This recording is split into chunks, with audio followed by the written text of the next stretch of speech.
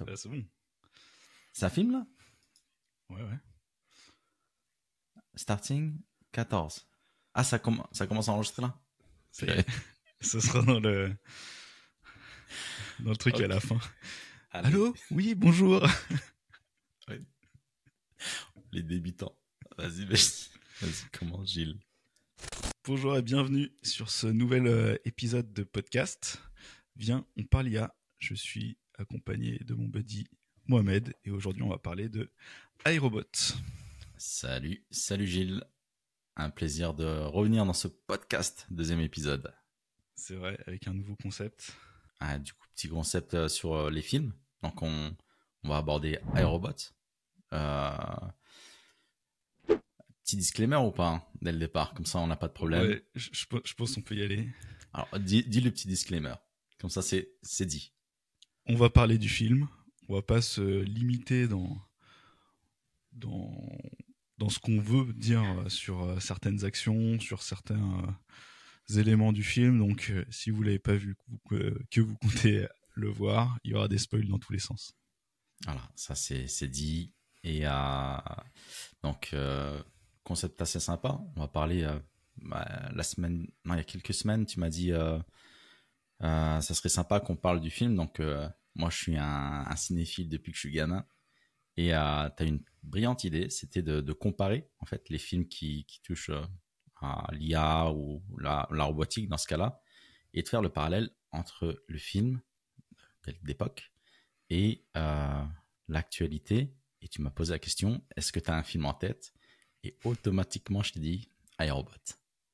Bon, c'était le moment, en plus, où on voyait que des mèmes iRobot. Ouais. Suite aux annonces de Tesla. Et finalement, on s'est dit, ça fait 20 ans qu'on l'a pas vu, ce film. Enfin, qu'on l'avait pas vu. Et tu sais que ce film-là, je m'en rappelais plus en fait. Et j'ai un souvenir, j'avais bien aimé. C'était en 2004. Je dirais pas comment, je sais pas si on peut en parler de comment je l'ai vu. Bah si. Mais c'était en 2004. À l'époque, c'était à l'époque, ok? Il y a prescription. On était au lycée. On était au lycée. Il y a prescription. Et à l'époque, j'avais vu ce film et je l'ai revu il y a 2 semaines quand on a lancé l'idée. Et littéralement, je me souvenais plus du film. Et honnêtement, je me suis dit, il aurait mal vieilli parce qu'à l'époque, je l'avais regardé sur un CD écrit au stylo iRobot RW. Donc c'était un DivX, l'époque des DivX. Et toi, tu l'avais déjà vu le film ou pas? Ou c'était une première? Ouais, je l'avais vu en DivX aussi. Tu l'avais vu? Ah, ok. DivX, je l'ai pas vu au ciné. Là, je l'ai vu sur Amazon. Non, je sais pas. Disney+, peut-être. Ok. Je me dis, le monde, il a changé. Ouais. Déjà, maintenant, on a de l'argent pour se payer des abonnements. Ouais. Oh, purée, ouais. Ah, le changement, il est fou. Hein. Netflix, Amazon Prime, Disney+. Tout est mis à disposition. C'est complètement dingue. Du coup, sacrée époque. Est-ce qu'on ferme cette parenthèse pour pas avoir de problème juridique ou il y a prescription, Comment je ça le s'appelait rappelle. déjà il y avait un truc sur le piratage. C'était Adopi. J'ai un pote qui a reçu une lettre Adopi parce qu'il avait téléchargé comme un bourrin sur uTorrent à l'époque. Donc Casalite, Emule, Napster pour ceux qui reconnaîtront. Les moins de 20 ans ne connaissent pas cette époque. Alors, malheureusement ou heureusement. Je pense que Adopi c'est fermé. Ah, je sais pas où ça en est. Et peut-être à cause de ce podcast, on va recevoir un courrier ou le SWAT. Non, c'était il y a 20 ans. Non, mais c'est toi qui me l'avais donné, le DivX. Revenons au film Ouais, iRobot. Gilles. Ouais.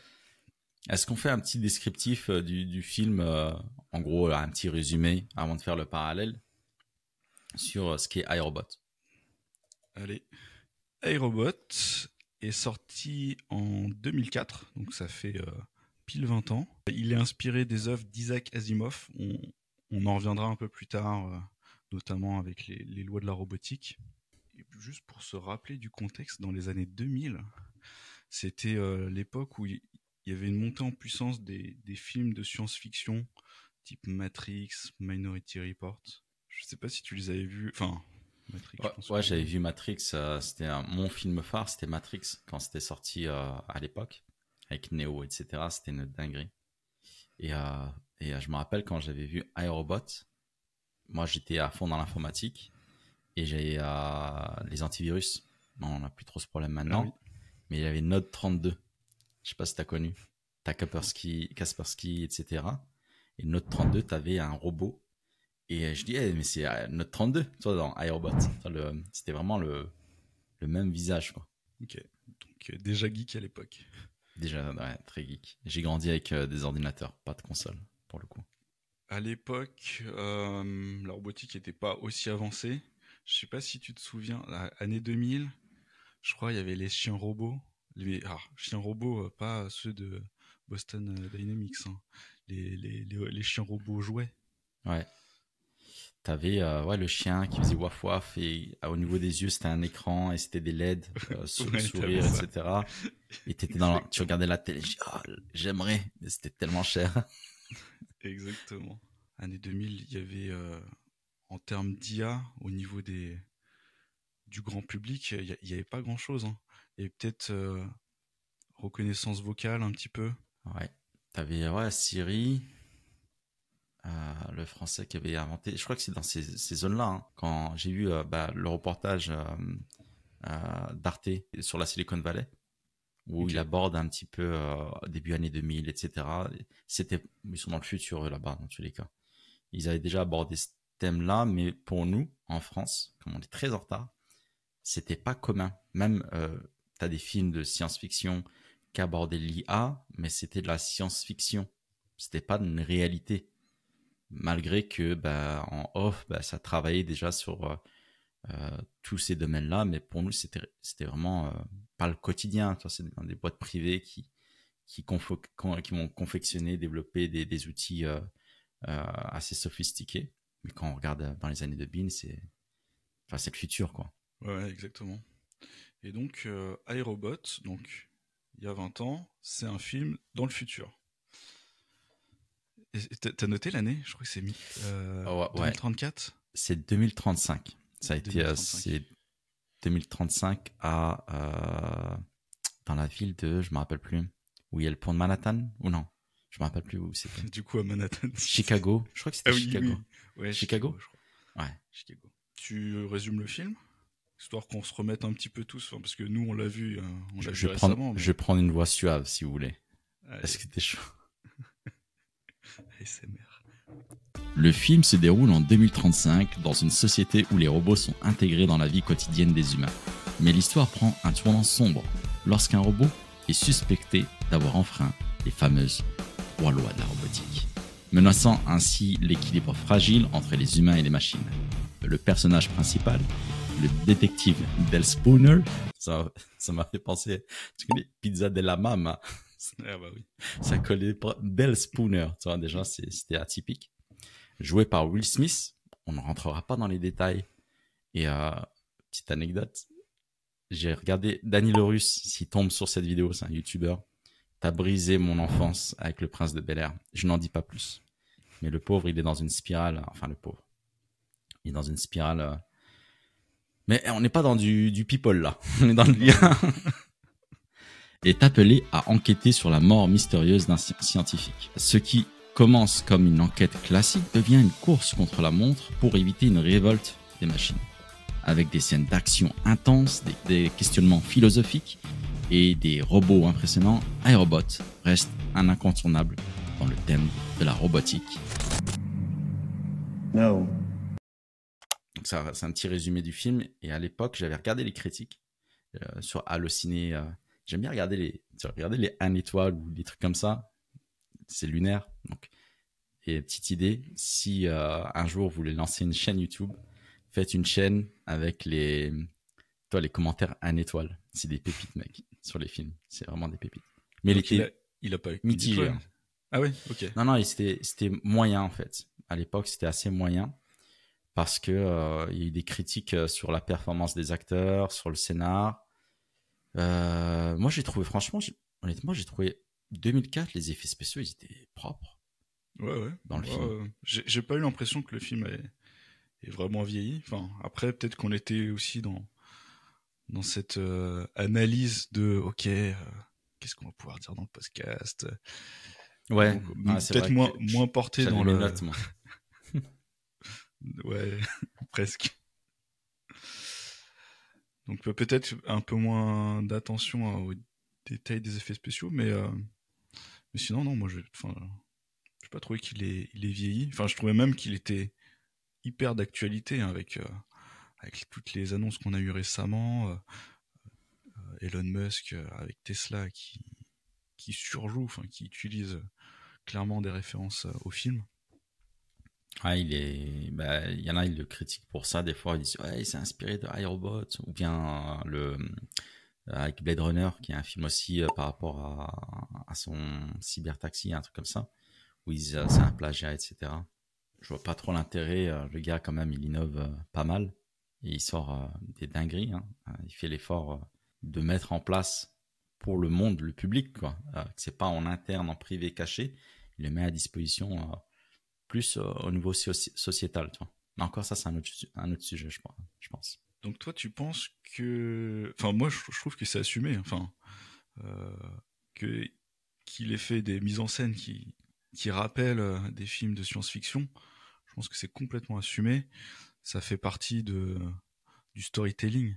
Il va il va rappeler des images qu'on a vues dans le cadre de films un peu dystopiques et ou enfin en tout cas futuristes, et il s'inscrit là-dedans en disant ok, bah moi mes annonces, on va pas parler d'une petite innovation, je vais aller sur Mars, je vais mettre des robots dans votre maison, je vais C'est vrai que quand tu regardes ce qu'il fait, tu prends les livres de SF, je me dis, quand il était gamin, il disait ça, et il s'est dit, moi, je vais le faire. Enfin, j'ai l'impression que c'est ça, hein. Littéralement, il dit, bon, il y a le mode d'emploi, bon, on est bon, on y va, tu vois. Mais ouais, il s'inspire, on sent qu'il s'inspire, quoi. Pour, euh, pour garder un petit peu le film, après, on va, euh, petite information pour les auditeurs, on va essayer merci pour vos retours, petite parenthèse. Gilles, tu as eu des retours top, moi aussi j'ai eu des retours top. On va essayer de mettre en place, vous remarquez déjà qu'il y a des cuts au niveau de ce podcast-là, et on va essayer de faire peut-être plus court ou essayer une autre approche. Celui-ci va être sur plusieurs épisodes, donc là on aborde des thèmes liés à iRobot, mais on va le découper en 3 épisodes normalement, si tout se passe bien. N'hésitez pas à faire des remarques dans ce cas-là en commentaire. Vos feedbacks nous servent. Et abonnez-vous aussi et partagez autour de vous. Et en tout cas, merci pour vos feedbacks. Voilà. Chose faite, je voulais revenir sur le film d'iRobot qui commence déjà avec des fameuses lois. oui. Tu vois, les fameuses lois de la robotique d'Isaac Asimov. T'as pu regarder de ton côté Isaac Asimov avant que je cite les lois? Oui, bah du coup c'est des lois qui ont été écrites dans un livre en 1950 par Isaac Asimov, qui a beaucoup écrit sur la robotique. Ces lois, il me semble il les a utilisées régulièrement. Et tu vois, le truc de fou, c'est que tu as dit 1950. Et ça, c'est dingue, hein. Tu te dis comment il pose ça. Là, je vais citer les 3 lois que je me suis noté.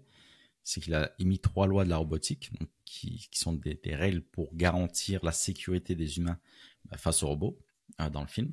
Et le film commence comme ça. Donc, un robot ne peut nuire à un humain ni par son inaction permettre qu'un humain soit exposé au danger. La deuxième loi, c'est un robot doit obéir aux ordres donnés par les humains, sauf si ces ordres entrent en conflit avec la première loi.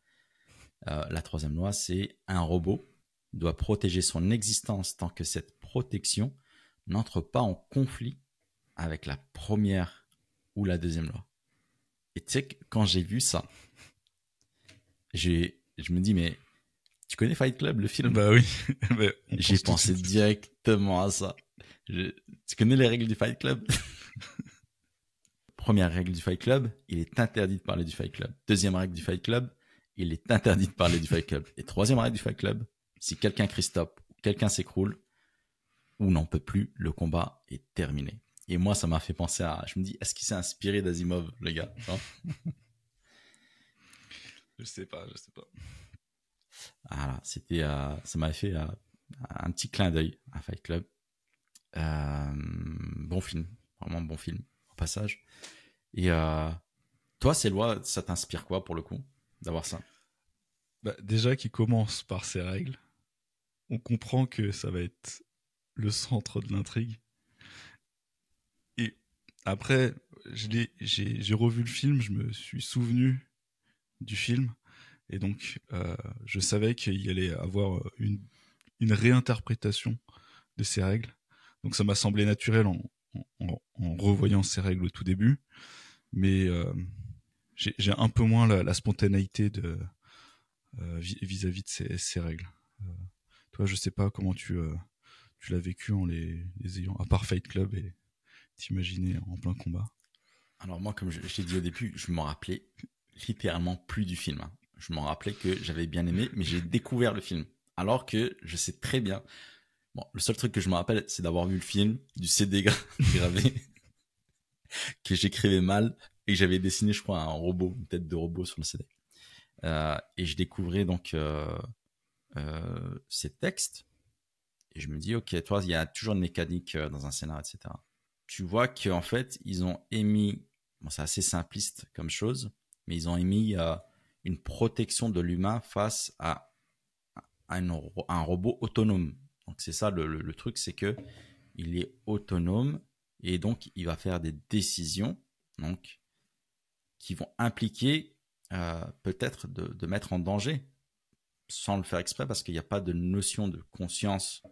Enfin, il y a une notion de conscience dans le film et c'est toute l'intrigue du film, et on le voit par la suite, et je pense on en parlera beaucoup plus tard, cette capacité à ressentir des choses. Tu vois, quand il y a Sony qui étonne par ses sentiments, etc., ça pousse à la réflexion. C'est-à-dire qu'il peut faire le bien comme le mal, toi, de façon très simpliste et binaire. Ça pose à la réflexion, est-ce que ces trois phrases, et c'est une morale du film, elles peuvent être interprétées comme l'humain voulait que le robot l'interprète. On comprend que dans le film, après, que non, tu vois, qu'il y a différents points de vue. Ouais, c'est ça. Selon ces trois lois. Et ça évolue, parce qu'au tout début du film, en fait, tout le monde considère que les trois lois sont appliquées, et on se rend compte que tous les personnages se sentent en sécurité avec les robots, que justement ils ont plus peur de l'humain que du robot, et il y a le seul qui pense différemment, ça va être Will Smith. Ouais, il sort une petite... Bon, je vais sortir la petite vanne où tu sens que c'est le gars réticent à tout ça, toi, le fameux gars. Hey, comme dans tous je ces sens films. qu'il y a un truc, il y a un truc qui va pas, et la suite lui donne raison, etc. Mais c'est le seul dans une société. T'as la scène où le gars prend le robot, court avec un sac, réflexe, bam, il voit le mal, donc il le course. Et en fait, même la dame qui avait le robot dit, il m'a sauvé la vie, c'est moi qui lui ai demandé d'aller chercher le médoc. On a dit qu'on allait spoiler. Ça va, c'est la première scène. C'est la première scène, les premières minutes du film. Et du coup, toi, il y a le personnage qui est Will Smith, et on peut mettre le parallèle à toute cette frustration qu'il y a actuellement dans notre société vis-à-vis par rapport à ce qui se passe, à ChatGPT qui est mis au public, alors que c'était bien avant, hein. Il y avait déjà ces recherches, comme on le disait, bien avant, mais là c'est exposé à un public beaucoup plus large, et ça sera un des thèmes, ça sera lié à la frustration. Mais qu'est-ce qui va se passer? Est-ce que ils vont prendre nos emplois? Est-ce que ceci, etc. Donc il y a un scepticisme qui s'installe, et il y a une scène dans le film où Will Smith il déclare et il partage comme ça, direct, avec un franc-parler: je préfère que mon grille-pain reste un grille-pain et ne commence pas à me donner des conseils sur ma vie. Tu vois, un petit punch, toi. Pour te dire, voilà, lui, c'est ça. Lui, c'est mort, j'ai pas confiance. Et même si à la fin, avec tu vois, Sony, etc., on sent que ça va changer, tout ça. Et du coup, ouais, il y a toujours voilà, cette frustration vis-à-vis de ça. C'est normal d'avoir peur, tu vois, de choses qu'on ne connaît pas. Et c'est humain. Ouais, ouais. Mais là, au tout début, ils sont quand même. C'est un monde, en tout cas, que nous, on connaît pas. C'est les robots, ils sont omniprésents. Et les robots, ils sont là vraiment que pour faire du bien.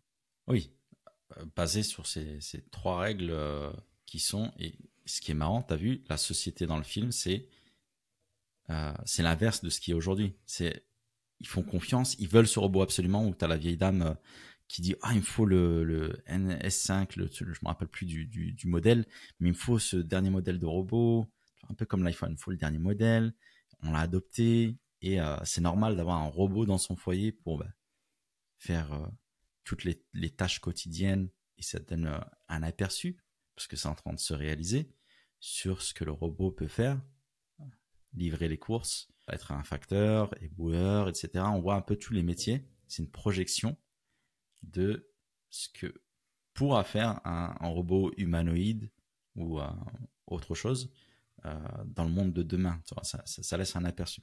Et là, on a parlé de robotique, mais il n'y a pas que la robotique, hein, parce que les trois lois, là, il y a une IA centrale, Vicky, qui est matérialisée par... C'est pas une marque d'autoradio, ça, Vicky? Je sais pas. Et du coup, Vicky, donc IA centrale qui contrôle les autres robots, et c'est elle qui est censée maintenir ces règles, enfin veiller à ce que ces règles soient appliquées. Et donc, mais Vicky, c'est pas un robot, c'est une intelligence. Une unité centrale. Ouais. Il n'y est pas. Enfin, le cerveau, quoi. Exactement, le cerveau. Après, je sais pas, j'ai pas fait gaffe, mais je sais pas si elle contrôle tous les robots ou ça passe. Elle contrôle un bâtiment, tu vois. Je j'ai pas capté si c'était elle gérait le bâtiment ou elle contrôlait tous les robots à l'extérieur. Mais on voit elle est connectée à tous les robots parce que spoiler, t'as le gars relou. Spoiler. Donc si vous avez pas vu le film, allez voir le film. Hein. Ouais. Commencez pas. Au cinéma. Au cinéma. Elle voit qu'elle contrôle tous les robots effectivement à distance. Ouais, ouais. Bah, alors, moi, de ma compréhension, elle contrôle tous les robots de cette marque, mais cette marque, c'est la marque qui a quasiment le monopole, enfin, NS5, qui a le monopole. Donc, très, très présente, et c'est justement cette IA centrale qui va réinterpréter ces trois règles, et là, elle va les réinterpréter en se disant qu'en fait, pour sauver les... Alors là, c'est le plus gros spoil. Hein. Oh, le twist, t'imagines. Pour protéger les humains, en fait, faut protéger les humains d'eux-mêmes. Et donc, potentiellement, tous les buter. Ouais, parce qu'en fait, les êtres humains, on a une capacité extraordinaire d'éteindre les espèces sur Terre de tout le temps. Dont nous. Dont nous, effectivement. Et donc, sa logique, donc, ce que je disais auparavant, ça dépend de l'interprétation.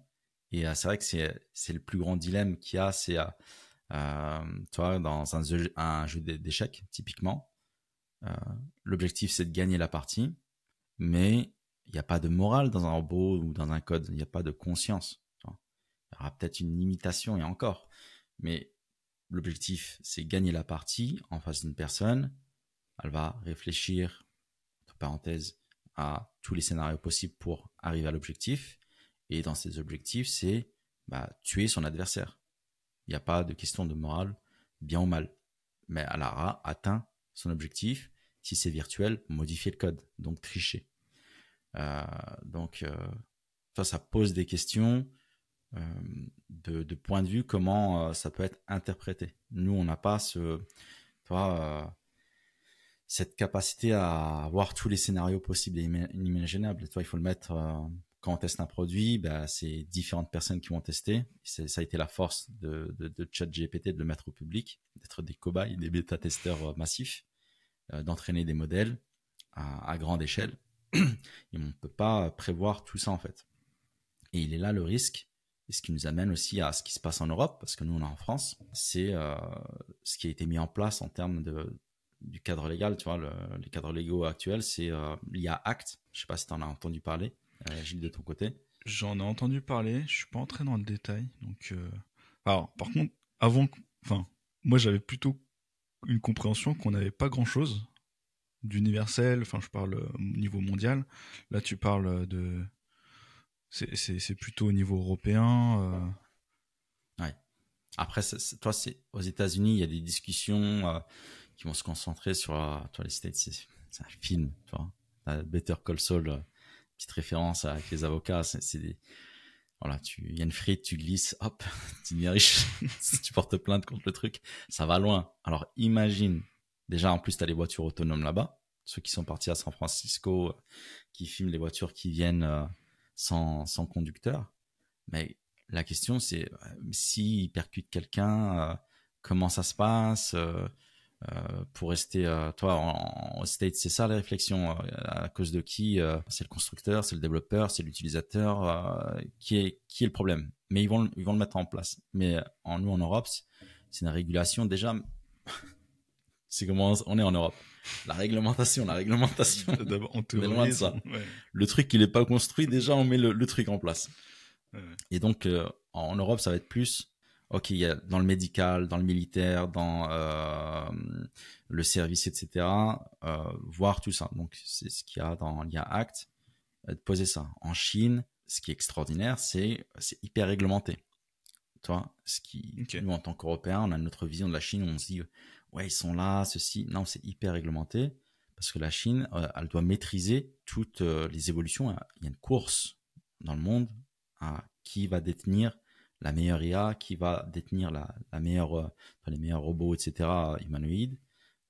Mais ils veulent avoir tout le contrôle pour éviter que les citoyens, ça dérive, ça se tourne contre eux, etc. Donc, ils surveillent de manière assez massive tout ça. Tu vois. Donc, dans le monde entier, pour répondre à ta question, ça diffère selon comment toi c'est conçu ou comment, au niveau de la course, comment ils sont. Il y a deux grandes puissances où il y a la course, mais il y a une réglementation aussi de manière un peu plus différente comparée à l'Europe, où là, c'est vraiment déjà, avant de construire les choses, on pose les trucs. Tu vois. Ouais. Donc voilà. Je sais pas si ça répond à ta question. Si. Mais du coup, ça amène d'autres, enfin, pas forcément de questions, mais de réflexions. C'est que là, toute cette effervescence, toutes ces innovations, elles proviennent du privé. Donc, des entreprises qui ont pensé à elles, hein, le fait de croître et tout, qui savent, qui ont des comportements un peu border, enfin, complètement border sur. Je sais pas, par exemple, la data, le fait de consommer toutes les datas qui vont trouver, même s'ils n'ont pas les droits et tout, pour pouvoir faire évoluer leur modèle. Et la législation qui va pas aussi vite que ces acteurs. Ouais, t'as tout résumé. C'est le truc. On va prendre le cas de l'Europe. On va rester sur l'AI Act qui a été mis en place. Il faut savoir que ça a été mis en place par la Commission européenne en avril 2021, pour le coup. Et donc, il propose un premier projet de règlement sur l'IA. Et tu as un début de processus législatif jusqu'en décembre 2023. Juste pour donner les dates, tu vois, décembre 2023. Après des négociations, des gna-gna-ni, des gna-gna-gna, des discussions, il y a un accord politique où il y a un texte final sur l'AI Act. Et ensuite, en mai 2024, encore, tu vois, il y a une approbation officielle sur la législation qui va consolider l'engagement européen envers cette IA régulée. entre parenthèses. Et en août 2024, donc voilà, août 2024, on parle de 2021 à 2024, tu as le règlement qui rentre en vigueur pour une période de transition. Encore, tu vois. Pour les États membres et les entreprises pour conformer aux nouvelles exigences. Mais il y a une structure dans tout ça. Donc, ils ont structuré ça en 4 catégories. Ok. Donc, la première, ça va être le risque inacceptable. Donc, les systèmes d'IA qui présentent un risque inacceptable pour la sécurité ou les droits fondamentaux sont interdits. Ok. La deuxième catégorie, c'est le risque élevé. Les applications d'IA dans les domaines sensibles tels que la santé, l'éducation ou la justice. Moi, je fais partie de un des trois, tu vois, donc il faut que je fasse gaffe.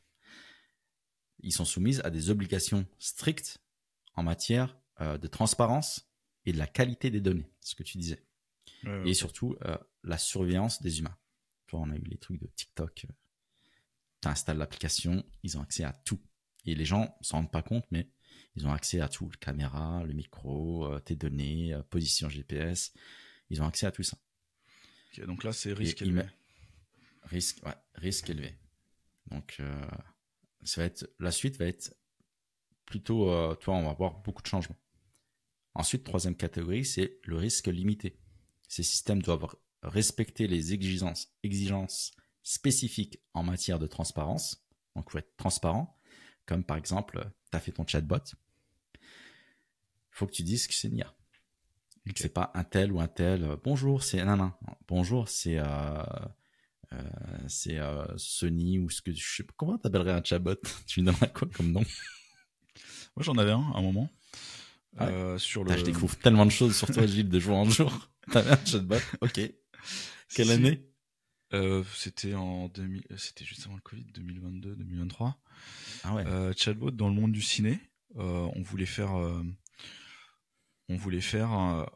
un nouveau type de média dans le monde du ciné, de la pop culture, de tout ce qui est série, et qui soit vraiment en mode conversationnel. Donc il n'y avait pas encore, peut-être que ça existait, hein, des IA génératives, hein, mais en grand public ça n'existait pas. Donc on avait programmé tous les chemins, les interactions. On était vraiment en mode bouton.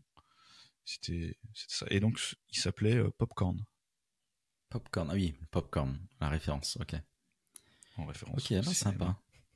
Popcorn, donc t'appellerais Popcorn. Moi, je l'appellerais bouteille. Hein, je sais pas. Dédicace aux colons, ça me fait penser aux colonisateurs. Il y a pas le respect a disparu, ils vont l'appeler d'un nom d'objet. Ouvre-boîte ou grippin dans le film. Ouais, ok, non, sympa. Petite anecdote sympa, chatbot. Attends, on avance. Hein. Bah, c'est les Français, attends, c'est qui? C'est qui ont appelé leur chatbot le chat. Le chat, ok. Le chat. Le chat? Ah, des Français qui ont fait un chatbot qui s'appelle le chat? Ouais, mais des Français, genre, c'est Anthropique. Ça, je sais plus. OpenAI a racheté le nom de domaine chat.com. Je sais pas si c'est ça. Non, je te parle. Mistral. Ah, Mistral. Okay. Mistral, ils l'ont appelé le chat. Ok. Et quatrième catégorie, et oui, je n'ai pas oublié le fil conducteur de ça, c'est le risque minimal. Les applications d'IA à faible risque, comme les filtres anti-spam, ne sont soumises qu'à des obligations minimales. Ils ont classé ça en 4 catégories qui vont certainement évoluer par rapport à ce qui va se produire en Europe. Okay. La RGPD, etc. Là, on a l'AI Act qui va réguler. Est-ce que ça va freiner des startups ou des entreprises à innover ou à fuir, comme on a l'habitude de voir ces dernières années, vers les États-Unis pour développer des idées, donc la fuite des cerveaux. Donc c'est un peu dramatique, mais bon, qu'est-ce qui va se passer par rapport à ça? Et qu'est-ce qui va se passer si quelqu'un l'enfreint, surtout pas les petits parce qu'eux ils vont se faire sauter tout simplement, les gros, les GAFAM, etc.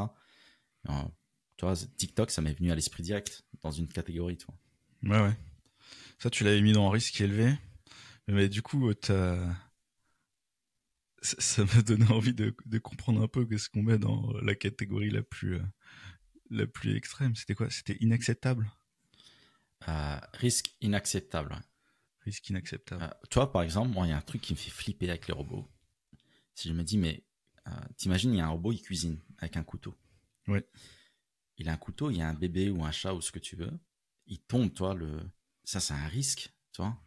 C'est flippant de se dire, toi, ça bug ou quoi que ce soit.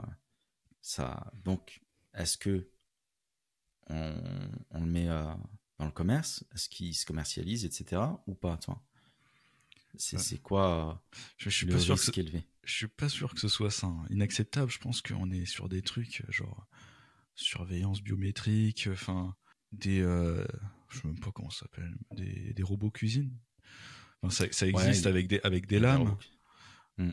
Certes, ils ont pas, enfin, ça reste limité, mais je sais pas. Je sais pas. Ton exemple, pour moi, je le mettrais pas dans. Pour moi, enfin, élevé. T'as parlé de TikTok, je comprends. Il y a une histoire de masse. Ils connaissent. Enfin, ils ont beaucoup de data. Ils sont capables de te pousser aussi des vidéos.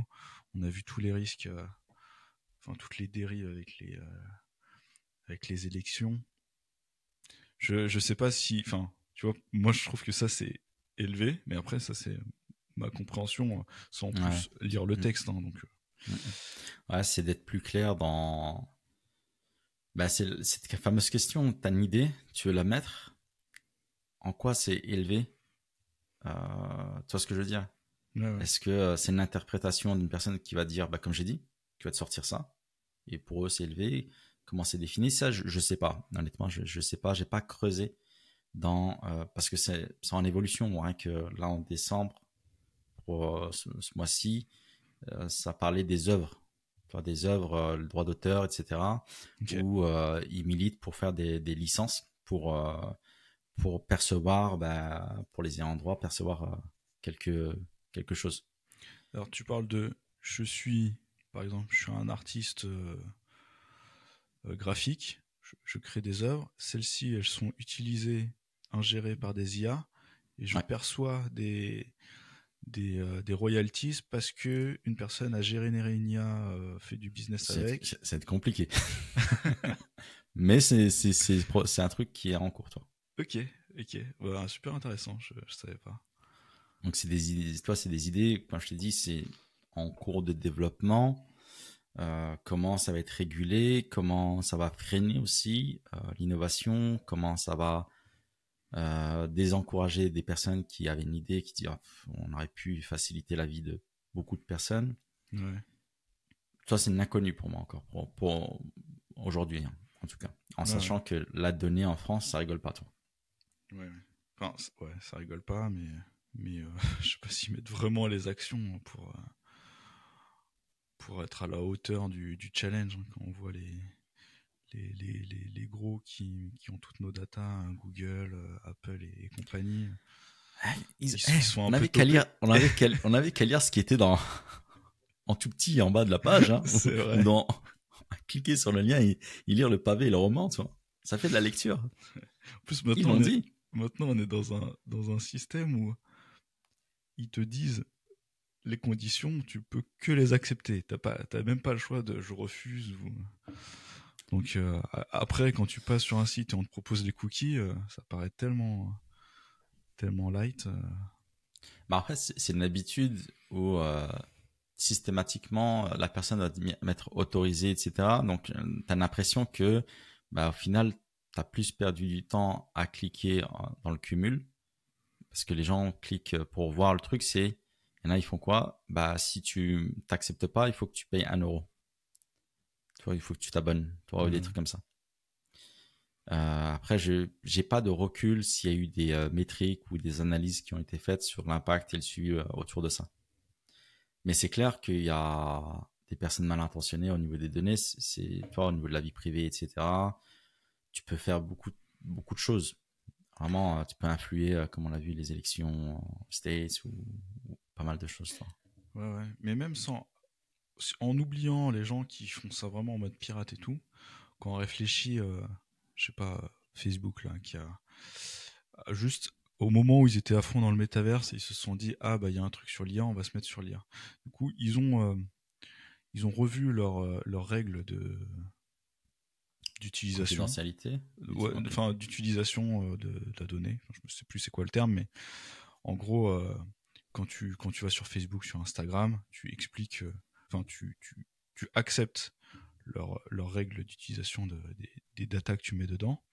Et donc avec l'IA, ils ont changé ce texte-là.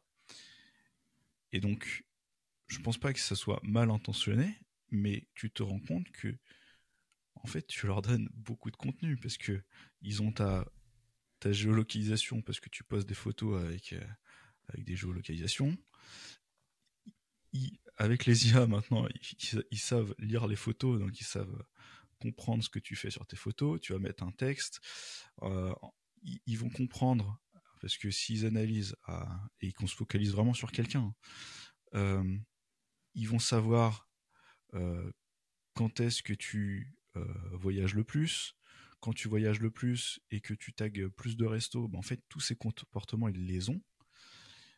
Et que si tu regroupes tous les produits Facebook, donc j'ai du WhatsApp, j'ai du Instagram, j'ai du Facebook, les comportements d'achat, parce que j'ai cliqué sur leur pub, parce que j'ai des pixels, plus ils vont utiliser, enfin les vendeurs pour améliorer leur campagne marketing vont utiliser ce qu'on appelle des pixels, c'est des bouts de code qui te permettent de te tracer dans ton comportement utilisateur. Si tu as cliqué sur une pub et que tu es resté un peu longtemps ou que tu es resté sur une page, potentiellement, on va pouvoir te retargeter, on va pouvoir te rebalancer la même pub ou une pub dans le même style, soit le même annonceur, soit un autre concurrent. Mais tous ces comportements-là, euh, donc c'est pas mal intentionné de la part de Facebook, mais, mais c'est quand même impressionnant ce qu'ils ont. Et Google, je pense que c'est encore pire. Apple, à partir du moment où on rentre dedans, qu'on a le Mac, qu'on a l'iPhone, qu'on a l'iPad, la montre, peut-être encore pire, parce que là, ils ont des données sur ta santé. Hmm. Ah, je te rejoins, hein. C'est tout Inacceptable, ça. je sais pas. C'est en fait, c'est les gens. Après, il faut de l'éducation, tu vois. Toutes Oui, ces informations, c'est de l'éducation. Est-ce que c'est les parents qui donnent cette éducation, mais s'ils l'ont pas, comment on fait? Si c'est l'école, est-ce qu'il y a des programmes? Est-ce que c'est vraiment appliqué? Est-ce que les enfants comprennent? Est-ce que c'est à cet âge-là? Est-ce que c'est au travail? Est-ce que tu vois, tout est une histoire de formation et d'éducation dans ça pour conscientiser ce qu'on est capable de faire avec de la donnée, c'est-à-dire bah, littéralement de t'influer à acheter ou à comprendre ce que tu vas acheter ou qu'est-ce qui t'intéresse vraiment et te mettre ça devant tes yeux. Donc, tu connais pas ton futur, mais eux, limite, ils le savent. Tu vois, avec tout ça. Et ça fait flipper quand tu comprends techniquement c'est comment vrai. ça marche. Ouais, Mais c'est pas tout le monde qui a ça. Et d'ailleurs, je conseille un reportage Écran de fumée sur Netflix, dans mes ok. souvenirs, J'ai pas vu. qui est hyper intéressant, surtout pour ceux qui ont des enfants, etc., pour avoir une éducation sur une première approche. Vraiment, le reportage est magnifique sur ce qu'est la data, en fait, comment elle est utilisée et comme tout ce que tu as raconté, Gilles, euh, avoir une compréhension de ce que ça implique et comment c'est utilisé. Mais ouais, je te rejoins, c'est euh, c'est compliqué. C'est très compliqué. Et après, là, on a parlé de sensibilité personnelle. Enfin, genre, moi, je vais dire, bon, bah, cette IA, je la trouve plus ou moins dangereuse. Toi, tu vas penser peut-être un petit peu différent, mais il y a aussi, enfin, au niveau des pays, des cultures différentes, des régimes différents. Enfin, tu as parlé de la Chine qui mettait un cadre, mais on ne connaît pas leurs critères. Ça se trouve, C'est ça. ça se trouve le curseur, hein, on n'utilise pas du tout le même curseur. Et finalement, avec des cultures différentes, des volontés enfin, géopolitiques différentes, je trouve que c'est un peu compliqué pour l'Europe de vouloir mettre un cadre, elle toute seule, dans son coin. Ouais. Ouais, en plus, c'est différents pays, hein. Déjà, la Chine, on dit, là, c'est un pays, la Chine. Hein. Les États-Unis, c'est un pays. Tu vois ce que je veux dire? Nous, l'Europe, c'est plusieurs pays. Ouais, Déjà, c'est plus compliqué. ouais, c'est C'est vrai. beaucoup plus compliqué. Mais c'est intéressant. Et pour revenir un petit peu sur iRobot, parce qu'on était parti dessus et on garde vraiment cette ligne aussi, parce que c'est quand même abordé dans le film, c'est, tu vois, ces robots, pour revenir à la scène du début et tout le long du film, qui sont dans notre quotidien. Je vais citer des robots actuels, donc pas ceux qui vont bientôt venir dans le marché, mais actuels. Ok. Tu as déjà les robots aspirateurs, le fameux Roomba, euh, ou Là, on parle de robots humanoïdes ou robots en général? le robot en général, Ok. l'humanoïde par rapport à Tesla, etc., ce qu'on va aborder, c'est pas encore là. Mais là, les robots qui sont déjà dans les ménages, donc je suis parti, j'étais invité par un ami à manger chez lui. J'arrive et je regarde dans son salon, j'entends et je vois un truc rond en train de passer l'aspi qui fait des allers-retours et qui vient dans le salon, etc. C'est adopté. Ouais. C'est typiquement le truc qui est adopté. Et là, on parle d'un truc qui fait que aspirer et qui fait pas encore la vaisselle, toi, Ouais. pour le moment, Mais et qui range pas les affaires. il a scanné ta pièce.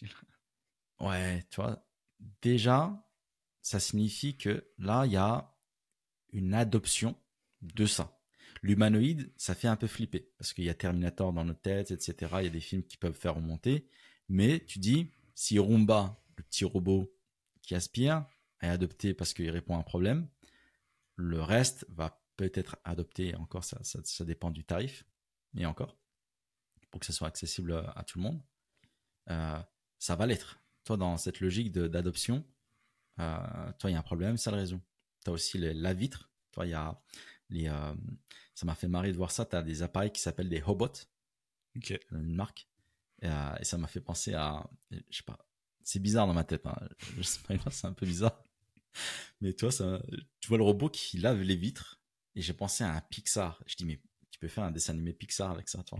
Le robot, toute sa vie, il lave des vitres et hop, il a une conscience et il est pas en vrille totale. Il Ok. dort dans Euh, les gratte-ciel et tout. Et t'as aussi la cuisine, t'en parlais tout à l'heure, Moller Robotics, donc qui permet de te préparer des repas en entier. Donc J'ai vu des vidéos, c'est impressionnant. truc de fou. Et bien évidemment, ouais, on peut pas parler d'humanoïde sans parler, tu en as parlé aujourd'hui, tout à l'heure, de Tesla avec l'Optimus. Oui. Donc très médiatisé, en sachant qu'il y en a d'autres. Hein. C'est une course, c'est littéralement une course avec le nombre de robots qu'il y a dans le marché. Je peux en citer quelques-uns.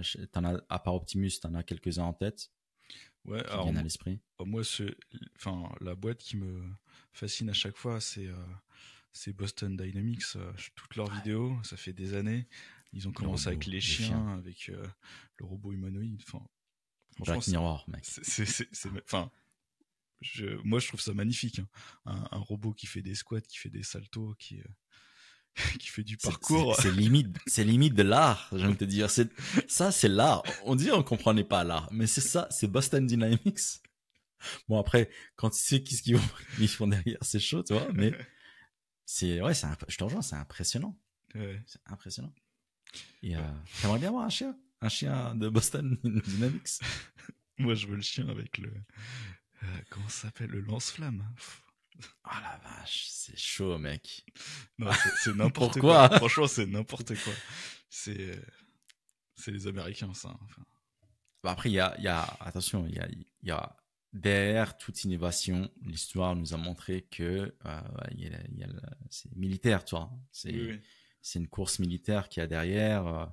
On a vu avec Internet, on a Internet aujourd'hui, mais c'est quoi la base? C'est les militaires, la radio, c'est militaire, etc. Dans toute innovation assez folle, on va dire, assez futuriste, il y a les militaires qui en avaient besoin. Et avoir un robot, et c'est un dilemme, avoir un robot militaire, c'est problématique si on lui donne l'option de choix, de vie ou de mort, etc. Donc c'est compliqué. Un lance-flamme, toi, c'est chaud et terrifiant, hein, mais c'est ce qui est enfin, c'est des choses qui est pas trop mis en avant Ouais. au grand public en tout cas. Et, moi, il y a quand même une actu là qui est sortie, je pense, cette semaine, qui m'a rendu dingue. Je sais pas si tu l'as vu, c'est le robot policier chinois. Non. C'est genre de grosses boules. Donc, tu vois des policiers chinois qui sont en patrouille, et t'as une grosse boule, je sais pas, qui fait 1 mètre de haut, qui les suit. C'est comme une roue. Enfin, faut vraiment voir la vidéo pour comprendre. Et, euh, et apparemment, c'est hyper efficace. Tu vois la boule qui est capable de sauter des obstacles, de nager, d'aller dans l'eau. Sa course. En gros, si tu as une course poursuite, tu perds. Le robot, il peut t'envoyer un filet, je crois. Enfin, du gaz. Il y a un canon à filet et ça peut t'envoyer du gaz lacrymogène. C'est un super-héros ou c'est quoi? Toi, c'est C'est- les gadgets, là. c'est- Le Batman, ça me fait penser à Batman. non, mais enfin, c'est ouf. En fait, tu te dis, là, on parlait de robots humanoïdes, mais finalement, il n'y a Ouais, pas que ça. Il y a d'autres formes. Et là, cette forme-là, elle va un peu choquer. Là, tu as l'impression d'être dans le futur parce que ils ont une forme qui permet de rouler, d'aller vite, qui descend les escaliers, il n'y a pas de problème, qui va du coup plus vite qu'un humain, qui te immobilise des gens sans difficulté avec de. Je crois qu'il y a une vidéo où ils encerclent un gars et boum, lacrymogène, filet. Enfin, là, ouais, on est entré dans un autre monde, je trouve. ok. Ça, on va l'aborder dans le prochain épisode parce que là, ça fait plus de 50 minutes qu'on tourne, les amis. Et ça sonne le gong à la Ouais, fin de ce premier épisode. Si vous avez kiffé, honnêtement, euh, mettez un like ou partagez. Faites des feedbacks. Honnêtement, on améliore comme ça. On débute. Hein, on n'est pas des pros du podcast. Et là, Gilles t'a abordé un thème qui sera dans le deuxième épisode. Donc, restez connectés. On va aborder l'anthropomorphisme, etc. et ses différents états. Et classique, j'aimerais bien continuer sur. Tu recommandes un truc, Gilles, ou pas? voilà, je me suis pas préparé pour celui-là. Ce Qu'est-ce qui que, vient à l'esprit, hein. si, bah, rien à voir. Mais on en a discuté en plus. J'ai la série The Penguin. The Penguin, Ah magnifique. oui, ouais. Colin Farrell. Je savais même pas que c'était Colin Farrell, mec. Ah bon? C'est un truc Ouais, de fou. ouais. Ce Il m'a film, choqué. Je me dis, c'est enfin, qui ce ce film, gars-là? cette soirée, Ouais. cette soirée, Série. cette série. En fait, j'ai l'impression de regarder, je sais plus combien d'épisodes, mais un film à chaque fois. Tellement c'est bien fait, tellement c'est long. Enfin, je trouve que j'avais bien aimé The Batman quand j'étais sorti, mais je l'avais oublié tellement on a l'habitude de voir des films comme ça. Et là, la série, par contre, m'a mis une claque. Ouais, je te rejoins. The Penguin de HBO, dans mes souvenirs, je crois. Ouais, je vois. Ouais. Ouais, Et exactement. qui va reprendre l'arc avec le gars qui faisait Twilight. Je me rappelle plus. Le gars de Twilight, le pauvre, qui a fait le dernier Batman. Et Robert qui va intégrer Pattinson, dans. Edward. Il y a des acteurs, les pauvres, le gars de Twilight. Comme la série Le Caméléon avec Jarod. Jarod, je connais pas l'acteur. Tout à l'heure, on a parlé du. Ouais. Alors que Will Smith, il fait que des policiers, finalement. Alors que toi, Will Smith, j'ai dit Will Smith. Parce que dans Le Prince de Bel-Air, c'est Will Smith. Et là, c'était Del Spooner ou un truc comme ça. Direct. Ouais, c'est comme ça. Et du coup, Ok, non, très très très bonne série. Et comme tu me demandes, comme à chaque fois. mais j'allais le faire, tu m'as coupé. Et toi, est-ce que t'as Mais moi, des je vais recommandations? rester dans le stand-up. Il y a un stand-upper qui a mis d'ailleurs son spectacle en ligne sur YouTube. C'est Jamil Le Schlag. Un Ok. très bon stand-upper. Un humour atypique. Comme moi, je l'aime bien parce qu'il est de province, c'est un Auvergnat. Moi, je suis Ardennais. Donc, ça nous fait un point en commun. Et il a sorti l'Exode. L'Exode, c'est le vendredi et samedi. Vous regarderez sur Internet. Et Jamil, si t'écoutes ce podcast, tu peux nous envoyer des places gratuites. Allez, c'est fait ça. Et vraiment sympa, bon délire. Donc, c'est ceux qui aiment bien le stand-up, je recommande Jamil Le Schlag Ok. avec son dernier spectacle en ligne sur YouTube. Parfait. Trop bien. Bah, merci Gilles, un plaisir de tourner ce deuxième podcast avec parallèle avec un film. et l'actualité. Donc, si vous avez des recommandations, donc il y a encore d'autres épisodes par rapport à Airbot qui vont venir sur d'autres thématiques qui vont être abordées, comme on a abordé l'anthropomorphisme, etc. On va faire un focus sur la France, qui sont des épisodes à venir. Donc, restez connectés, abonnez-vous à la chaîne. Un mot pour la fin, Gilles? On vous aime. Allez.